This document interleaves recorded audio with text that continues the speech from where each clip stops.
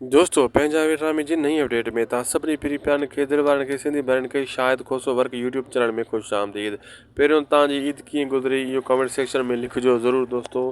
माशाल्लाह ईद तव्हांजी सुठी गुज़री, कीअं गुज़री, किथे गुज़री, दोस्तनि सां कीअं। हलूं था जी अपडेट जी तरफ़। दरअसल दोस्तों तव्हां ॾिठो त हाणे चाकर ख़ान वरी गेमूं खेॾंदो ऐं हसीना बेगम ते उनखे पूरो शक आहे, उनखे फसाइण जी पूरी कोशिशि कंदो। रावल वारो केस बि उन वरी उजागर कियो आहे। हाणे तव्हां ॾिठो त मां तव्हांखे पहिरियों ई ॿुधायो हो दोस्तों, जाबर ऐं कासिम खे ठेंगो ॾेखारींदी या हसीना पैसनि खां ठेंगो ॾेखारींदी। तव्हां ॾिठो त ईअं ई थियो। हसीना ठिप जवाबु ॾेई छॾियो, जंहिंमें हाणे परेशान आहे जाबर ऐं कासिम। इन्हनि इहा धमकी ॾिनी, अगरि तूं पैसा न ॾिना तुंहिंजो नालो खणंदासीं चाकर ख़ान जे अॻियां ऐं तोखे बदनाम कंदासीं। जंहिंमें हसीना अॻे चई छॾियो त वञी जेको कुझु करिणो अथव वञी कयो, मां तव्हांखे 1 रुपयो बि ॾियण वारी न आहियां।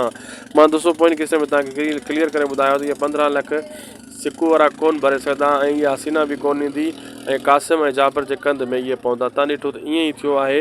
अॻिते बि हाणे हिन जे लाइ मुसीबतूं थींदियूं ऐं इहा आहिस्ता आहिस्ता हिकु हिकु खून ज़ाहिर थींदो वेंदो ऐं हीअ हथीका थींदा वेंदा वाठा सभु। ऐं अॼु जी अपडेट तव्हांखे कीअं लॻी त कमेंट सेक्शन में इहो बि लिखी सघो था।